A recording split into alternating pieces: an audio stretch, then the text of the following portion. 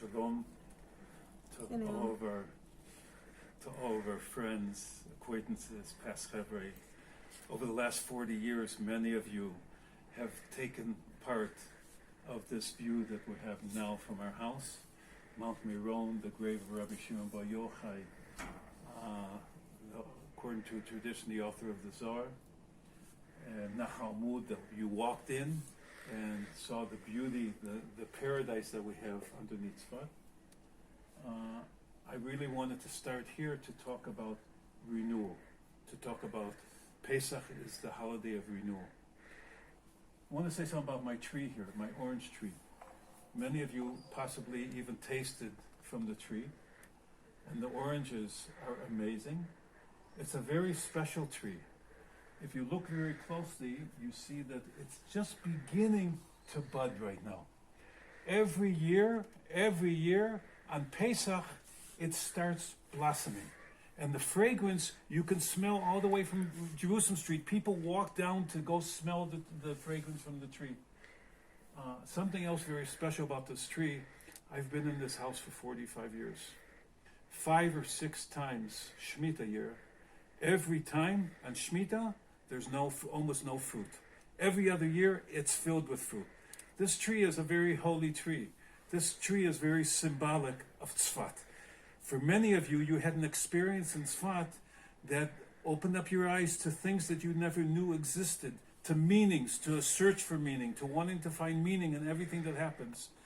And that's what Pesach is about. Miriam and I are going to say some words. Let's come into our Pesach table. This Pesach is going to be like no other Pesach that any of us has ever experienced.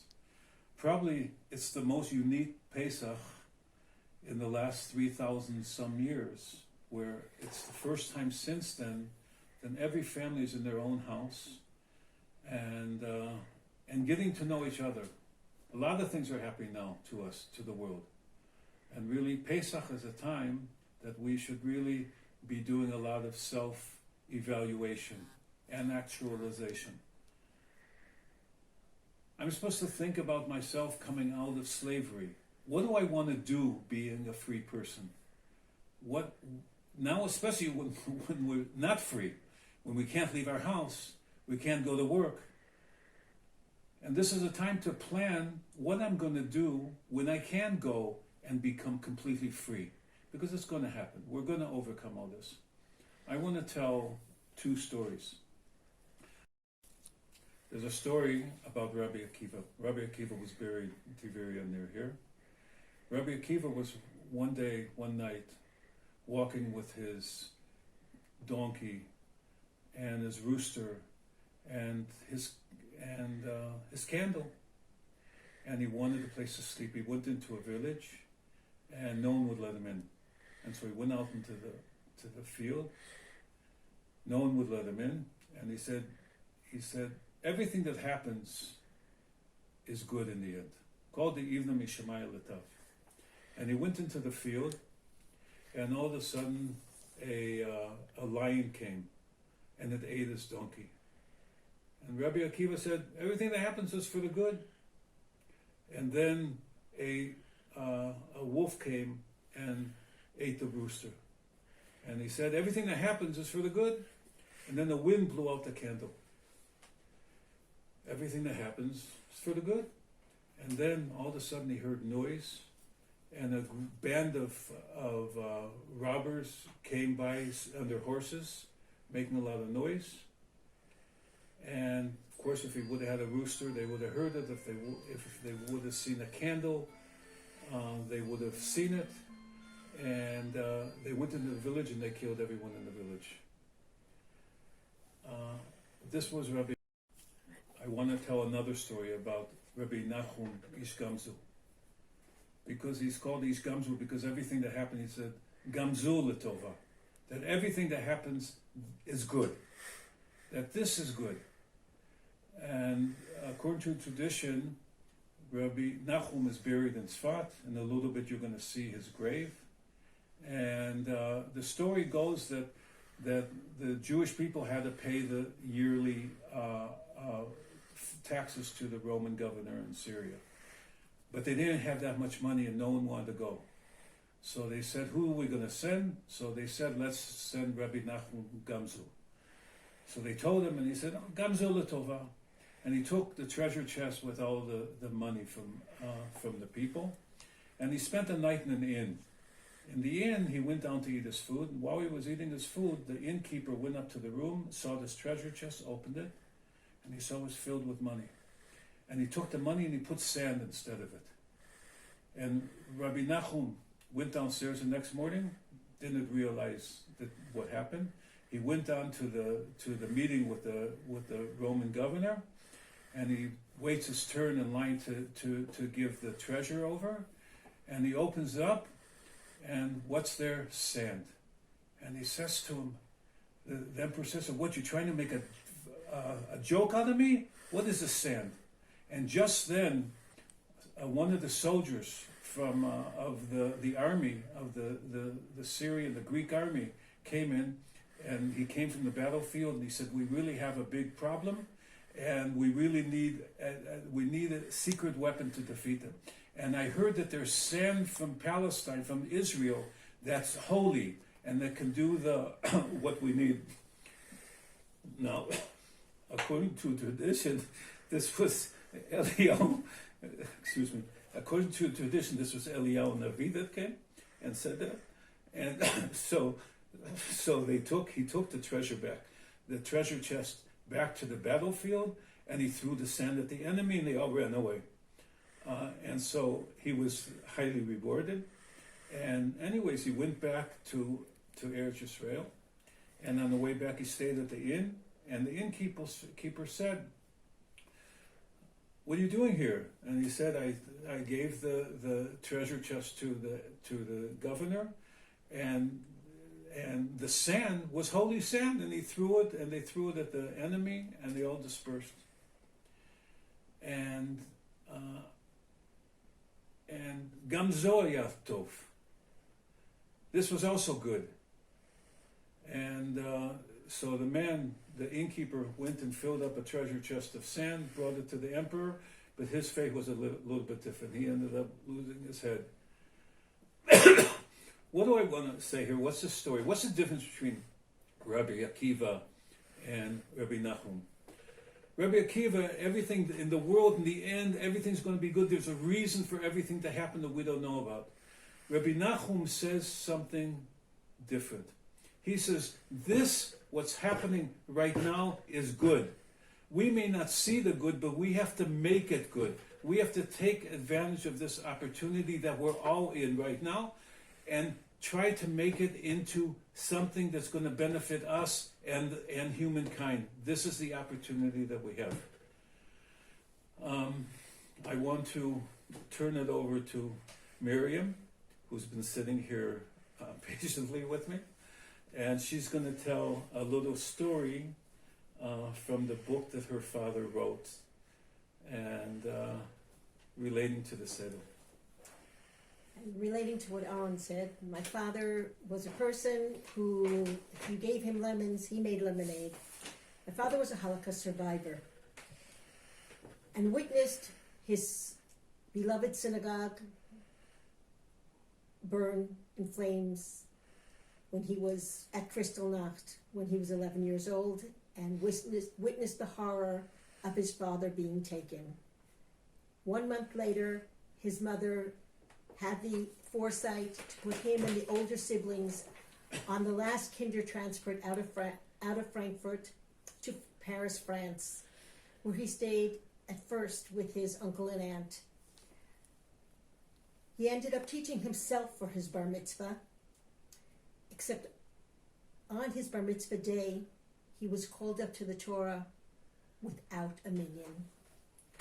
The only ones there next to him was his little brother, his aunt, and women that were trying to hold back their tears and be happy for this young boy becoming a man on his bar mitzvah day.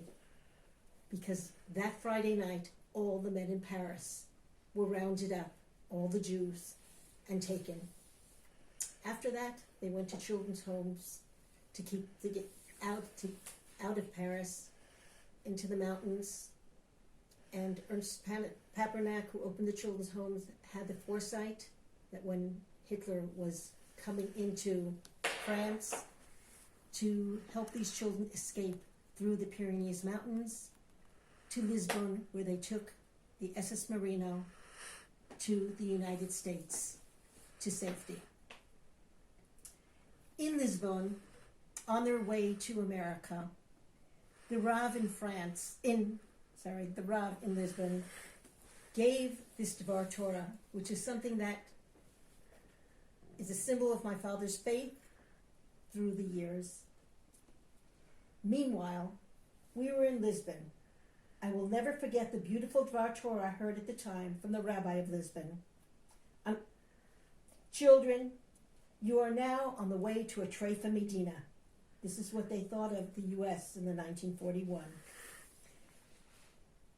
On the Seder night, we have a beautiful paragraph which starts, V'hi she'amda l'avotenu v'lanu, and this covenant stood for our fathers. If we look at the paragraphs before, there seemed to be no connection whatsoever, neither in the paragraph after.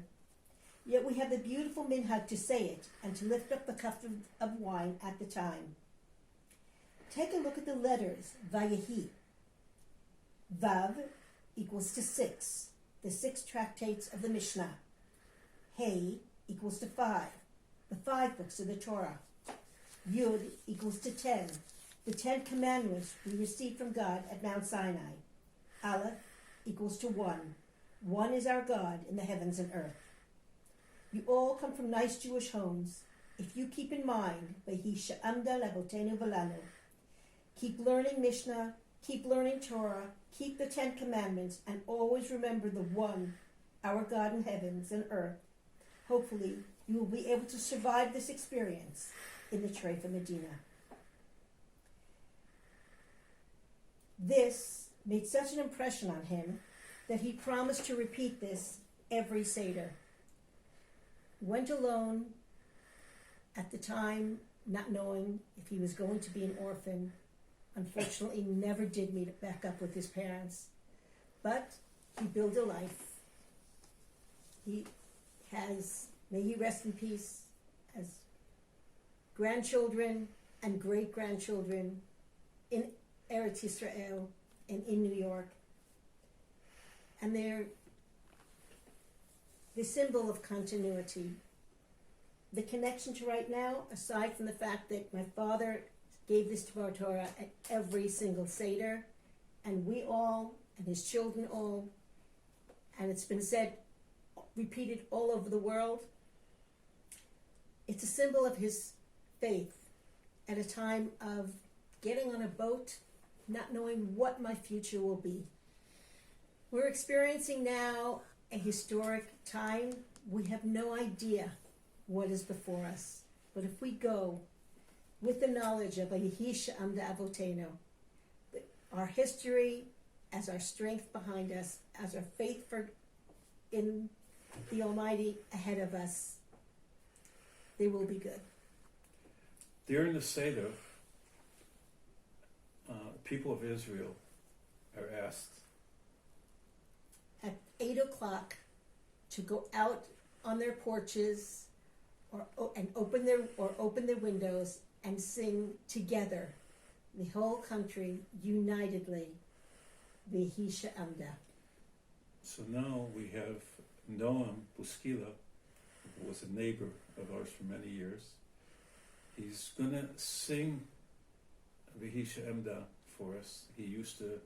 Noam used to do Kabbalat Shabbat a lot for us, and now he's going to teach you the song V'hi she'amda. And he happens to live right opposite the grave of Ish Gamzu on Ish Gamzu Street in Tzfat. Okay. Thank you. והיא שעמדה לאבותינו, והיא שעמדה לאבותינו ולנו,